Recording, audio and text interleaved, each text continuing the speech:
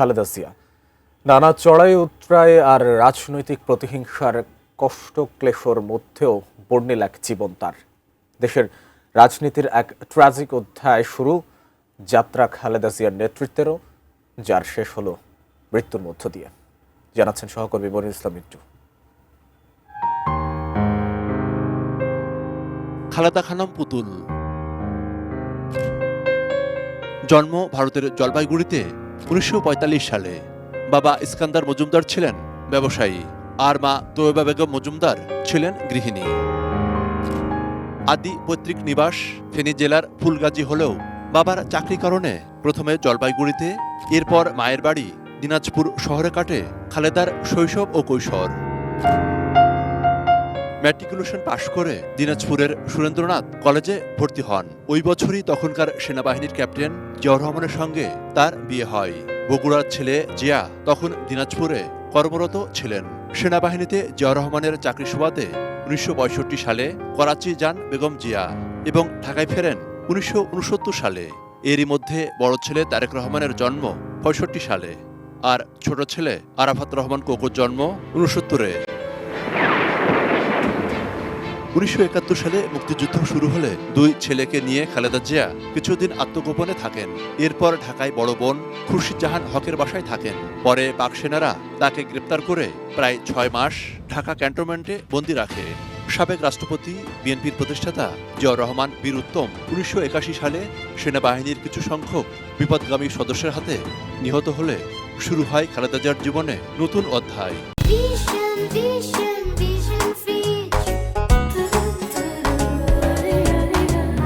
গৃহবধূ থেকে রাজনীতির কুটিল জটিল পথে পা রাখেন বেগম জিয়া।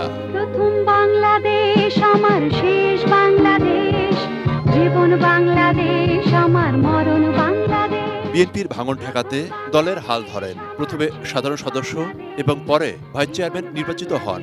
১৯৮৪ সালের আগস্টে বিনা প্রতিদ্বন্দ্বিতায় দলের চেয়ারপারসন নির্বাচিত হন তিনি। তার নেতৃত্বে নতুন গতি পায় বিএনপি। এরশাদের ১৯৮৬ সালের নির্বাচন বর্জনের ডাক দেয় বিরোধী দলগুলো। সেই সময়ে হুট করে আওয়ামী লীগ নির্বাচনে গেলেও খালেদা জিয়া তার সিদ্ধান্তে অনড় থেকে আপসের নেত্রীর অভিধা পান। গণতন্ত্র পুনরুদ্ধারে সর্বাত্মক আন্দোলনের সূচনা হয় তার নেতৃত্বেই। ৩ বার দেশের প্রধানমন্ত্রী নির্বাচিত হন বেগম জিয়া। নির্বাচনে না হারার অনন্য রেকর্ডও তার। খালেদা জিয়ার আমলে বিনামূল্যে বাধ্যতামূলক প্রাথমিক শিক্ষা, ১০ম শ্রেণী পর্যন্ত মেয়েদের বিনামূল্যে শিক্ষা, ছাত্রী উপবৃত্তি বদলে দেয় নারী শিক্ষার দিগন্ত। প্রশংসিত হয় তার নানামুখী কার্যক্রম। ২০০৭ সালে সেনা সমর্থিত তত্ত্বাবধায়ক সরকার তাকে নির্বাসনে পাঠানোর একাধিক প্রচেষ্টায় ব্যর্থ হলে দুর্নীতির অভিযোগ এনে গ্রেপ্তার করে। ২০০৮ সালে আওয়ামী লীগ ক্ষমতায় আসার পর থেকেই রাজনীতির কূটচালে বিপর্যস্ত হয়েও আপসের পথে পা বাড়াননি খালেদা জিয়া। সরকার বিরোধী আন্দোলন চলাকালেই ২০১৫ সালে তার ছোট ছেলে আরাফাত রহমান কোকোকে হারান। জিয়া অরফানেজ ট্রাস্ট ও জিয়া চ্যারিটেবল ট্রাস্ট দুর্নীতির মামলায় ২০১৮ সালের ফেব্রুয়ারিতে বেগম খালেদা জিয়াকে কারাগারে পাঠায় আওয়ামী লীগ সরকার। এর আগে থেকেই দল ও পরিবার পক্ষ থেকে একাধিকবার বিদেশে চিকিৎসার সুযোগ চাওয়া হলেও বারবারই তা প্রত্যাখ্যান করা হয়। উক্ত সময়ে তিনি দেশের বাইরে গমন করতে পারবেন না। ৫ আগস্ট ২০২৪ গণঅভ্যুত্থানে শেখ হাসিনার পতনের পর উন্নত চিকিৎসার জন্য তিনি লন্ডনে যান। দীর্ঘ ১ যুগ পর দেখা হয় মা ও ছেলের। এর অবশ্য ৪ মাস পরই তিনি দেশে ফেরেন।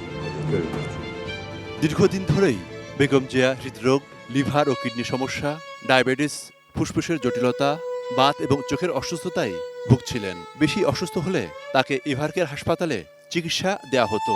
সর্বশেষ তিনি ২৩ নভেম্বর এভারকেয়ার হাসপাতালে ভর্তি হন। বারবারই কিছুটা সুস্থ হয়ে বাসা ফিরোজায় ফিরলেও এবার সবাইকে কাঁদিয়ে চলে গেলেন না ফেরার দেশে। রাজনীতিতে তার দীর্ঘ সংগ্রাম এবং আপসহীন বলিষ্ঠ নেতৃত্ব তাকে বাঁচিয়ে রাখবে অনেক দিন। মনিরুল ইসলাম মিন্টু, এটি নিউজ, ঢাকা।